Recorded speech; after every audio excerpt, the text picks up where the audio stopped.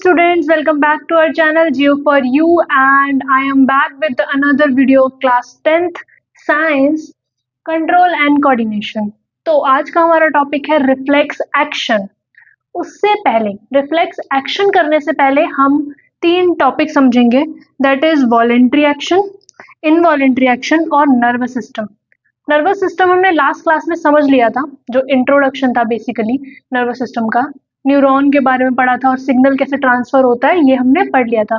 Nervous system को थोड़ा सा अलग डिस्क्राइब मैं कर देती हूँ, उसके बाद वॉलेंट्री और इनवॉलेंट्री एक्शन पर आएंगे। तो सबसे पहले आपका नर्वस सिस्टम जो होता है वो दो पार्ट में डिवाइड हो जाता है। एक होता है सीएनएस, एक होता है पीएनएस। ठीक है, किस में डिवाइड होता है? सीएनएस और पीएनएस में। ये मैं आपको क्यों बता रही हूँ, क्योंकि जब हम इसके बाद पूरा टोटल हम रिफ्लेक्स एक्शन पढ़ेंगे और ब्रेन पढ़ेंगे तो हमारा ये जो है काम आएगा। तो ये मैं आपको इंट्रो दे रही हूँ बेसिकली। ठीक है, तो हमने ये तो पढ़ लिया था कि नर्वस सिस्टम में नर्वस टिश्यू होते हैं, नर्वस सेल होते हैं जिसको न्यूरॉन बोलते हैं, और उसमें एक्शन पोटेंशियल होता है जो सेल बॉडी से लेकर डेंड्राइट से लेकर सेल बॉडी से एक्सॉन और फिर साइनैप्स तक जाता है और फिर वहां से आगे ट्रांसफर होता है। केमिकल से इलेक्ट्रिकल सिग्नल होता है, इलेक्ट्रिकल से केमिकल होता है, इस तरीके से नर्व ट्रांसफर होती है। ये हमने पढ़ लिया था।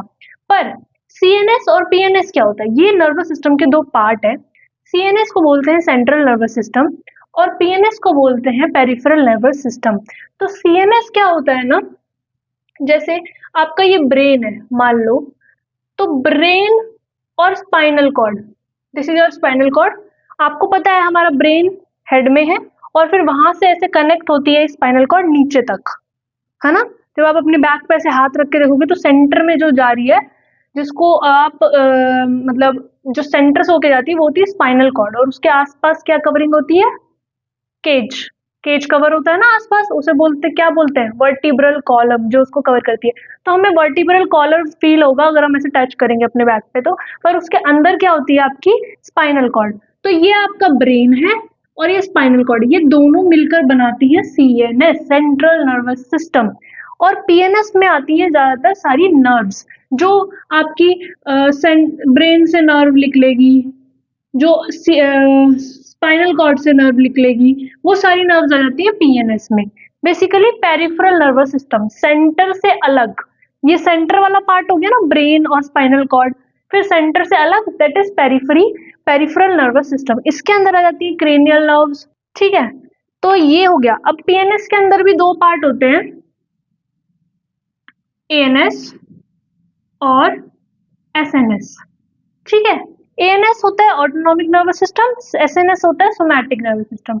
एएनएस जो होता है वो ऑटोमेटिक काम करता है, उस पर हमारा कंट्रोल नहीं होता, खुद से काम करता है, और सोमैटिक पे हमारा कंट्रोल हो सकता है। ठीक है, तो ये था आपका नर्वस सिस्टम के बारे में। ये आपको डिटेल में ज्यादा पढ़ने की जरूरत नहीं है, आपके एनसीईआरटी में जितना था उसके अकॉर्डिंग मैंने आपको बता दिया है। अब वॉलेंट्री एक्शन और इनवॉलेंट्री एक्शन क्या होता है? देखो, वॉलेंट्री एक्शन वो होते हैं जो हम अपनी मर्जी से कर सकते हैं, रोक सकते हैं, शुरू कर सकते हैं, ये सब होते हैं वॉलेंट्री एक्शन। जैसे कि वॉक करना, लिखना, बोलना, है ना। अगर हम अंदर अपना कंट्रोल रखें तो हम वॉकिंग रोक सकते हैं, हम चल रहे हैं, चलते चलते हम अपनी मर्जी से रुक सकते हैं, अपनी मर्जी से चल सकते हैं, बोल रहे हैं, बोलते बोलते रुक भी सकते हैं, और ज्यादा बोलना है तो ज्यादा भी बोल सकते हैं, लिखना है, कितना लिखना है हमें पता होता है। ठीक है, तो दीज आर वॉलेंट्री एक्शंस। ये हमारी बॉडी तो करती है पर हम उसको कंट्रोल कर सकते हैं। तो इसमें आपकी थिंकिंग इन्वॉल्व है कि नहीं? बताओ। है, ऑफ कोर्स है। आप अपनी सोच से ही तो एक्शन को रोक रहे हो। आपने सोचा कि मुझे अब नहीं चलना है तो आप रुक गए, आपने सोचा कि मुझे अब नहीं लिखना है तो आप रुक गए, नहीं लिख रहे हो, है ना। अब आपने सोचा नहीं आज तो मुझे सारे नोट्स बनाने हैं तो आप बना रहे हो। तो दीज आर वॉलेंट्री एक्शंस। ठीक है, तो इसमें आपका ब्रेन भी इन्वॉल्व होता है और थिंकिंग भी इन्वॉल्व होती है, और ये आपके कंट्रोल में होते हैं। देन आते हैं इनवॉलेंट्री एक्शन। इनवॉलेंट्री एक्शन उसका अपोजिट, जो आपके कंट्रोल में है ही नहीं, जो आप अपनी मर्जी से रोक या कर नहीं सकते, जैसे कि एब्जॉर्प्शन या डाइजेशन, सिक्रीशन, ये सब आप अपनी मर्जी से नहीं कर सकते ना। आप चाहते हो कि अरे भाई अभी खाना डाइजेस्ट मत कर, सुबह करियो डाइजेस्ट पेट को, नहीं नहीं नहीं नहीं, सोच रहे हो नहीं नहीं नहीं खाना डाइजेस्ट नहीं होना चाहिए, खाना डाइजेस्ट नहीं होना चाहिए, तो क्या ऐसा हो जाएगा कि खाना रुक जाए? नहीं, नहीं हो सकता। तो सबसे पहली चीज कि ये आपके कंट्रोल में नहीं है। दूसरी चीज, इसमें आपकी थिंकिंग इन्वॉल्व नहीं है। मतलब आपका फॉरवर्ड बोल रही, सॉरी, फोर ब्रेन इन्वॉल्व नहीं है, क्योंकि फोर ब्रेन में थिंकिंग वाला एरिया होता है जहाँ पे आप थिंकिंग करते हो। तो थिंकिंग इन्वॉल्व नहीं है इनवॉलेंट्री एक्शन में। अगर आप ऐसे ही मैं बोलूँ हार्ट बीट, अब आपका हार्ट बीट कर रहा है, तो क्या आप उसको अपनी मर्जी से रोक सकते हो? नहीं। तो heartbeat is also a your involuntary action. ठीक है, इस पर इनवॉलेंट्री एक्शन में भी आपका ब्रेन इन्वॉल्व होता है। क्यों? क्योंकि पहले आपका सिग्नल ब्रेन पे जाएगा, देन ब्रेन बताएगा कि हाँ डाइजेशन करना है कि नहीं करना है। फिर ब्रेन इफेक्टर ऑर्गन पेट को बोलेगा सिक्रीशन करो भाई, है ना। तो दोनों में ब्रेन इन्वॉल्व होता है, बट दोनों में थिंकिंग इन्वॉल्व नहीं होती है। वॉलेंट्री में थिंकिंग इन्वॉल्व होती है और इनवॉलेंट्री में नहीं होती है। तो ये थे कुछ बेसिक कॉन्सेप्ट जो आपको मैंने टॉपिक से पहले समझा दिए, ताकि आपको टॉपिक आसानी से समझ में आए। अब रिफ्लेक्स एक्शन, यहाँ पढ़ने से पहले मैं आपको रिफ्लेक्स का बेसिक मतलब बताती हूँ। देखो, आपके एनसीईआरटी के हिसाब से ही बताऊंगी। रिफ्लेक्स का जनरल मतलब होता है जो आप अनकॉन्शियसली कर दो, मतलब एकदम से रिस्पॉन्स दे दो, बिना किसी सोचे समझे रिस्पॉन्स देना। जैसे आप बस से उतर गए रिफ्लेक्सली, या आपने खाने को देखा तो एकदम से खाने को देखा तो आपके मुंह में सलाइवा आ गया, तो दैट इज रिफ्लेक्स। आपने सोचा नहीं ना उसके बारे में कि मेरे को पानी लाना है, भाई खाना देख ले तो पानी लाना है। या बस से एकदम से उतर गए, आपको कुछ दिखा और आप एकदम से उतर गए, है ना, रिफ्लेक्स। या आपके पीछे कुत्ता बढ़ गया, है ना, अब आपके पीछे कुत्ता बढ़ गया है तो अब भाई भागना तो पड़ेगा ही, दैट इज नेचुरल रिफ्लेक्स। आप सोच भी नहीं रहे हो, दैट इज रिफ्लेक्स, है ना। तो reflex action is an automatic spontaneous and quick response to a stimulus that does not involve the thinking process. Simple, बहुत इजी वे में समझा दिया मैंने आपको। देखो, ये लैंग्वेज थोड़ी मेरी है, मतलब बुक की लैंग्वेज एक्यूरेट नहीं है, बट हाँ सेम है एनसीईआरटी से ही आपका। तो रिफ्लेक्स एक्शन क्या होता है? एक ऑटोमेटिक, अपने आप होने वाला, स्पॉन्टेनियस, अचानक से, क्विक, जल्दी रिस्पॉन्स है किसका? स्टिमुली का। कोई स्टिमुलस आया, उसका, ये तीन जो वर्ड है very important, automatic, spontaneous and quick. Response है आपके स्टिमुलस का जो कि थिंकिंग प्रोसेस इन्वॉल्व नहीं करता, भाई सोचने का टाइम आपको मिलता ही नहीं है। अब मान लो, चलो एक एग्जांपल और लेते हैं, इसको बाद में पढ़ेंगे। एक एग्जांपल लेते हैं, एनसीईआरटी का ही है। आपको बोला गया कि आपने गलती से किसी हॉट ऑब्जेक्ट पे टच कर दिया है, या फिर आपने एक फ्लेम पे हाथ दे दिया है, किसी फ्लेम पे, ठीक है, आपने हाथ दिया अपना, ठीक है। अब अकॉर्डिंग टू द प्रोसेस, जो प्रोसेस होता है नर्वस सिस्टम का, जो प्रोसेस होता है, क्या प्रोसेस होता है कि पहले रिसेप्टर सेंस करेगा, देन वो सेंसरी न्यूरॉन से भेजेगा, सेंसरी न्यूरॉन से सीएनएस पे भेजेगा, फिर सीएनएस मोटर न्यूरॉन को भेजेगा, मोटर न्यूरॉन जाएगा रिफ्लेक्स पे। बीच में कुछ आपके बीच वाले न्यूरॉन्स भी होते हैं जो इधर उधर रिले न्यूरॉन जिनको कहते हैं, आपके मैसेजेस उधर ट्रांसफर करते हैं। फिर मोटर से इफेक्टर पे जाएगा, इफेक्टर एक्शन करेगा, तब आप अपना हाथ हटाओगे, सॉरी। तो यही था बेसिक, मतलब क्या था कि ये इतना लंबा प्रोसेस है। अब मैंने एग्जांपल क्या दिया, आपने एक फ्लेम पे हाथ रख दिया, तो सबसे पहले आपकी रिसेप्टर सेंस करेंगे कि बर्न, मतलब आपको कुछ हॉट फील हो रहा है। फिर आप थिंकिंग प्रोसेस पे जाओगे, ब्रेन तक जा रहा है वो। जब तक ब्रेन पे जाएगा, ब्रेन थिंक करेगा कि हाँ, उसने सेंस किया कि हाँ कुछ जल तो रहा है ना, कुछ सेंस तो हो रहा है, कुछ गर्म सेंस हो रहा है। देन उसने सिग्नल भेजा इफेक्टर ऑर्गन, आपकी मसल को, कि हाथ हटा लो भाई, नहीं तो जल जाएगा, है ना, ये सिग्नल भेजा। अगर देखा जाए तो ये प्रोसेस होने में कितना टाइम लगेगा, ये डिपेंड करता है आपकी थिंकिंग पे, कि आप कितना जल्दी सोच पा रहे हो। तो हर किसी का थिंकिंग प्रोसेस, आपका थिंकिंग प्रोसेस भी बहुत कॉम्प्लेक्स है, बहुत सारे न्यूरॉन्स आके मिक्स हो रखे हैं, thinking process is a complex process. तो इतने में तो भाई जल जाएगा हाथ, है ना।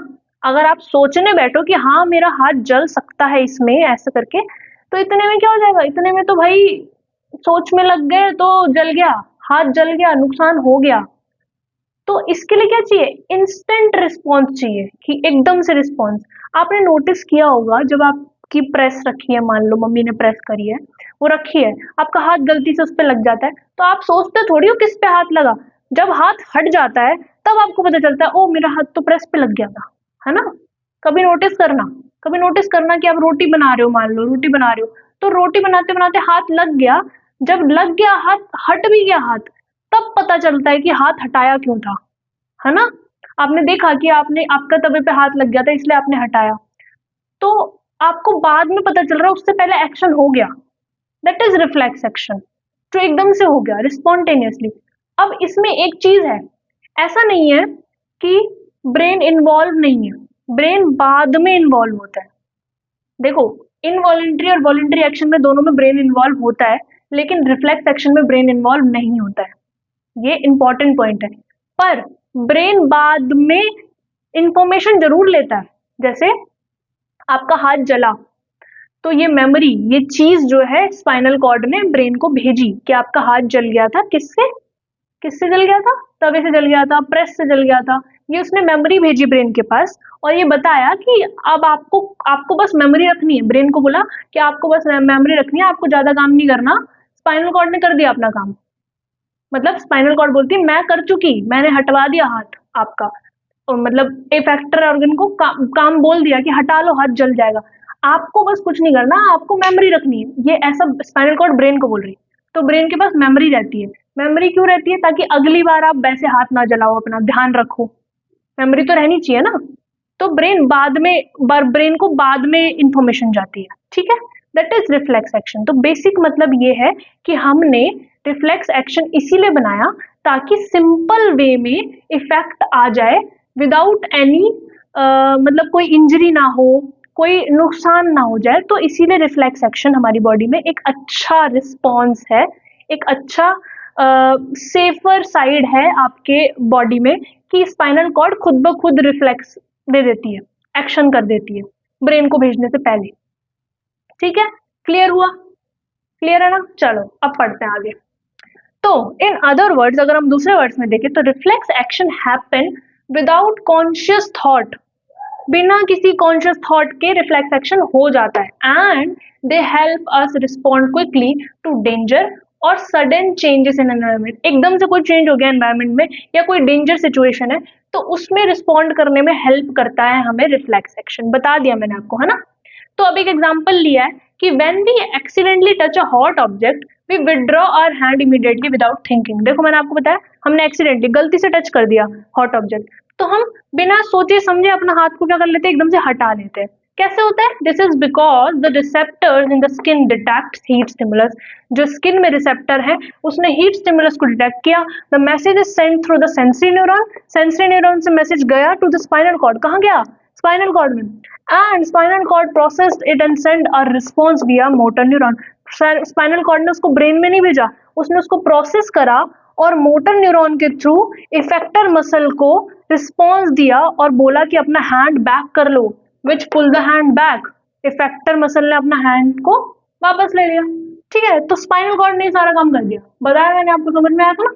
वही तो ये था आपका रिफ्लेक्स एक्शन, सबसे इजी सिंपल वे में मैं समझा चुकी हूँ। अब रिफ्लेक्स आर्क क्या होता है? आर्क कुछ नहीं है, वो पाथ है जिस पाथ से सिग्नल ट्रेवल कर रहा है, the path through which the signal travels during a reflex action is called reflex arc. Reflex action हो रहा है उस दौरान जो पाथ है, जो रास्ता है जिससे सिग्नल ट्रेवल कर रहा है, उस रास्ते को रिफ्लेक्स आर्क बोला है, ठीक है। तो मैं इसका डायग्राम दिखाती हूँ आपको, दिख रहा है? तो इसमें क्या है, ये है रिफ्लेक्स आर्क। देखो यहाँ पे टच किया इसने, रिसेप्टर ने हीट सेंस किया, स्किन के रिसेप्टर ने, यहां से ये गई सेंसरी न्यूरॉन के थ्रू, अंदर गया स्पाइनल कॉर्ड में, और स्पाइनल कॉर्ड ने मैसेज ब्रेन को बाद में भेजा, ये बाद का मैसेज है, और ये यहीं से रिस्पॉन्स आया, रिले न्यूरॉन यहाँ थे, यहीं से रिस्पॉन्स आया मोटर न्यूरॉन के थ्रू और इफेक्टर मसल को दिया और यहाँ से इसने हाथ हटा लिया। तो this is your reflex arc. Okay, तो हमने रिफ्लेक्स आर्क समझ लिया, उसका डायग्राम भी देख लिया, अब बस उसके कंपोनेंट देखने हैं, बाकी और कुछ नहीं है, ठीक है। तो कंपोनेंट में आ जाते हैं। देखो मैंने आपको डायग्राम दिखा दिया था, उसमें सारे कंपोनेंट लिखे थे। तो रिसेप्टर कंपोनेंट होता है जिसमें जो स्टिमुलस को रिसीव करता है, एनवायरनमेंट से स्टिमुलर लेता है, जैसे कि स्किन। सेंसरी न्यूरॉन होता है जो कैरी करता है मैसेज को स्पाइनल कॉर्ड तक, उसने रिसेप्टर ने लिया, सेंसरी न्यूरॉन ने कैरी किया, देन स्पाइनल कॉर्ड क्या करती है, जब स्पाइनल कॉर्ड पे सिग्नल पहुंच जाता है तो उसको प्रोसेस करती है और फिर रिस्पॉन्स सेंड करती है, और रिस्पॉन्स सेंड किसके थ्रू करती है? मोटर न्यूरॉन के through. Carries message from spinal cord to muscle तक मैसेज को ट्रांसफर करता है।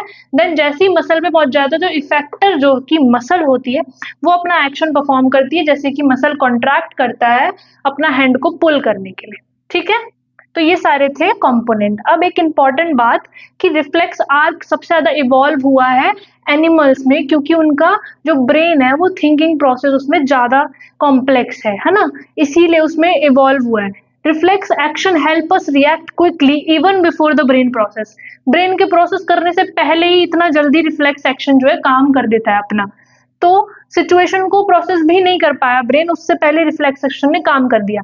The brain becomes aware of the reflex action after action is done. मैंने बताया ना कि जब काम हो जाता है, रिफ्लेक्स एक्शन हो गया, उसके बाद ब्रेन को पता चलता है कि हाँ ये हुआ था, just for the memory.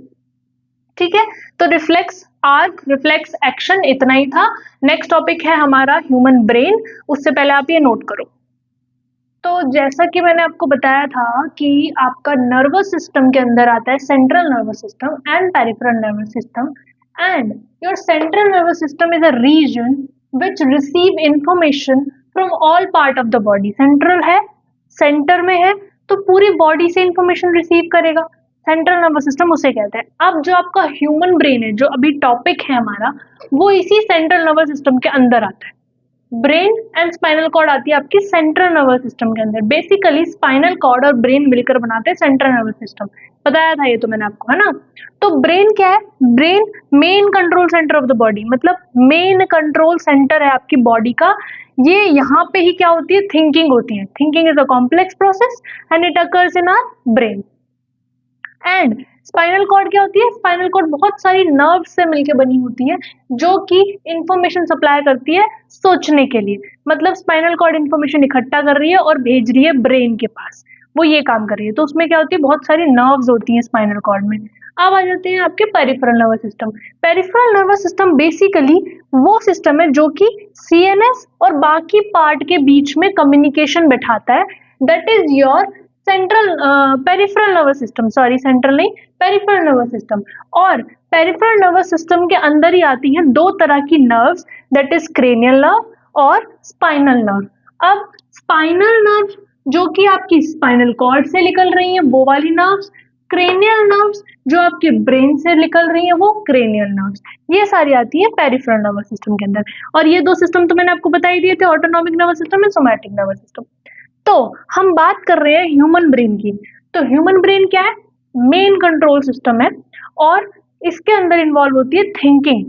Basically आपको ये सोचने वाली बात है कि आपकी स्पाइनल कॉर्ड सिर्फ रिफ्लेक्स एक्शन के लिए तो नहीं बनी होगी, वो बाकी काम भी करेगी। ऑफ कोर्स नॉट, सिर्फ एक रिफ्लेक्स एक्शन के लिए तो वो नहीं बनी है।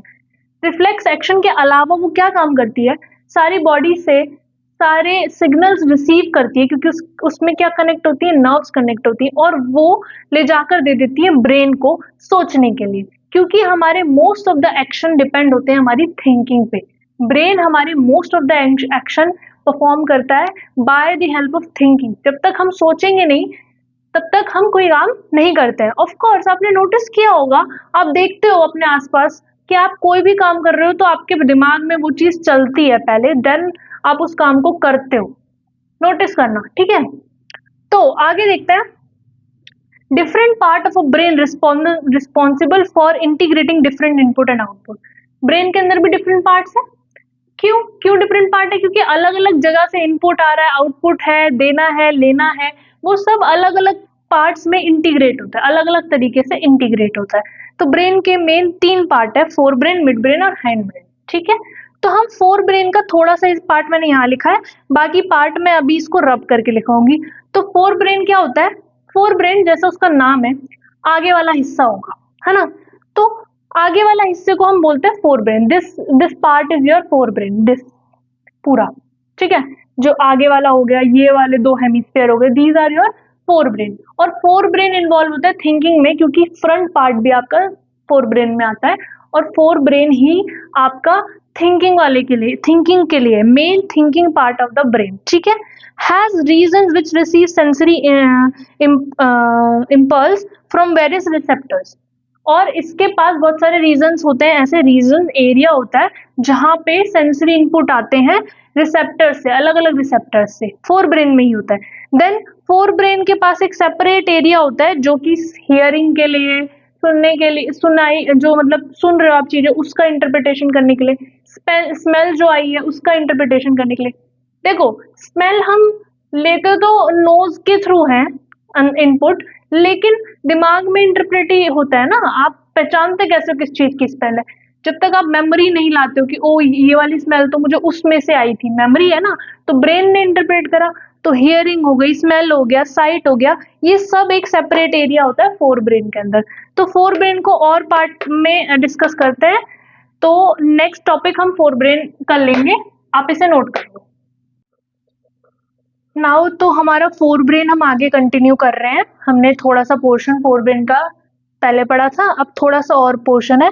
तो फोर ब्रेन जैसे कि मैंने आपको बताया मेन पार्ट है और ज्यादातर एरिया फोर ब्रेन से कवर है हमारे ब्रेन का, तो उसके अंदर थिंकिंग प्रोसेस होता है। तो वैसे ही forebrain also control movement of voluntary muscles, basically इसके अंदर वॉलेंट्री मसल्स होते हैं क्योंकि हम थिंकिंग प्रोसेस है, मैंने क्या बताया था, वॉलेंट्री एक्शन में आपकी थिंकिंग इन्वॉल्व होती है, तो थिंकिंग हो रही है इसीलिए वॉलेंट्री मसल के कंट्रोल एंड मूवमेंट में हेल्प करता है, जैसे कि लेग मसल्स हो गई है ना। Sensation of feeling full is because of the centre associated with hunger which is in a separate part of the fore brain. अब जो ये हंगर का सेंटर है ये भी फोर ब्रेन के किसी सेपरेट पार्ट में होता है, जिससे हमें ये पता चल जाता है कि हाँ हम फुल हो चुके हैं, अब और नहीं खाना है, वो सेंसेशन होती है ना खाना खाते time, that is also a fore brain का पार्ट। ओके, अब फोर ब्रेन के अंदर ही जो मतलब मेन पार्ट है फोर ब्रेन का, जो ज्यादातर एरिया कवर किया हुआ है, दैट इज योर सेरिब्रम। अब मैं काम करती हूँ साथ साथ डायग्राम भी दिखाती हूँ, देखो दैट इज योर सेरिब्रम, जो मोस्ट ऑफ द पार्ट है ना, most of the part that is your cerebrum, दिख रहा है? तो ये वाला पार्ट है आपका सेरिब्रम का, है ना। तो ये सेरिब्रम जो है वही मैं आपको यहाँ पे समझा रही हूँ, देखो। तो सेरिब्रम क्या है, largest part of brain divides into two hemisphere. ये जो होता है ना, ये टू हेमिस्फेयर में डिवाइड होता है, एक साइड ये वाली दिख रही है, दिस वन, इस साइड देखो, मेरी साइड देखो, एंड दूसरी साइड इज लाइक दिस, ऐसे होता है ब्रेन। तो ये एक हेमिस्फेयर ये रहा, एक हेमिस्फेयर ये रहा, तो दोनों ही सेरिब्रम है, ठीक है, दो हेमिस्फेयर में डिवाइड होता है। और ये आपका वॉलेंट्री एक्शन कंट्रोल करता है, जैसे कि इंटेलिजेंस हो गया, लर्निंग हो गया, मेमोरी वाला हो गया, इमोशन, स्पीच, थिंकिंग, ये सारे आपके सेरिब्रम के अंदर आते हैं। अब आ जाता है आपका मिड ब्रेन। मिड ब्रेन में ज्यादा कुछ नहीं होता, मिड ब्रेन और हिंड ब्रेन या हाइंड ब्रेन दोनों ही इनवॉलेंट्री एक्शन कंट्रोल करते हैं। मिड ब्रेन का इतना ही है कि वो इनवॉलेंट्री एक्शन कंट्रोल करता है, जिसके अंदर आपका हाइपोथैलेमस आता है। मिड ब्रेन के अंदर ही आ जाता है हाइपोथैलेमस, मतलब वहीं पे लोकेटेड होता है, देखो hypothalamus is there, this is your midbrain, okay, this is your midbrain, और यहाँ पे होता है आपका हाइपोथैलेमस, क्लियर है? ये रहा हाइपोथैलेमस, ठीक है। तो हाइपोथैलेमस क्या करता है, हाइपोथैलेमस आपका एक ग्लैंड है जो कि आपकी नर्वस सिस्टम को एंडोक्राइन सिस्टम से कनेक्ट करने का काम कर रहा है। ये दोनों ही ऐसे सिस्टम है जो आपका कंट्रोल एंड कोऑर्डिनेशन फॉलो करते हैं, ये आपका नर्व से और ये आपके हार्मोन से, एंडोक्राइन हार्मोन से कंट्रोल करता है।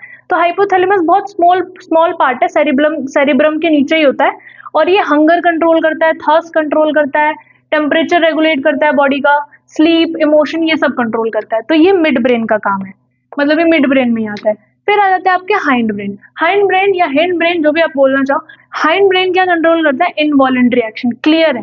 तो हाइंड ब्रेन के अंदर आता है मेडुला ऑब्लंगेटा या मेडुला, जो भी बोलना चाहो आप, सेरिब्रम। तो मेडुला क्या करता है, आपके बेस में प्रेजेंट होता है, देखो ये रहा, दैट इज योर मेडुला, है ना। और मेडुला ही आगे कंटिन्यू जाके क्या हो रहा है, स्पाइनल कॉर्ड में कन्वर्ट हो रहा है, वही लिखा है, present at base of the brain continues into the spinal cord. Control BP, blood pressure, salivation, vomiting, sneezing, heartbeat, breathing, ये सारे एक्शन आपका मेडुला कंट्रोल करता है। देन आ जाता है आपका सेरिब्रम, सॉरी सेरिबेलम। सेरिबेलम आपका बिल्कुल सेरिब्रम के नीचे ही लोकेटेड होता है, ये कंट्रोल करता है बैलेंस, कोई भी बैलेंस वाला चीज है, अब हम खड़े हैं तो हमारे बॉडी में बैलेंस है, तो जो लोग अल्कोहल कंजप्शन करते हैं वो लोग बैलेंस नहीं कर पाते, आपने देखा होगा, चल नहीं पाते सीधे, क्यों? क्योंकि उनके सेरिबेलम पे इफेक्ट करता है। अल्कोहल किस पे इफेक्ट करती है? सेरिबेलम पे।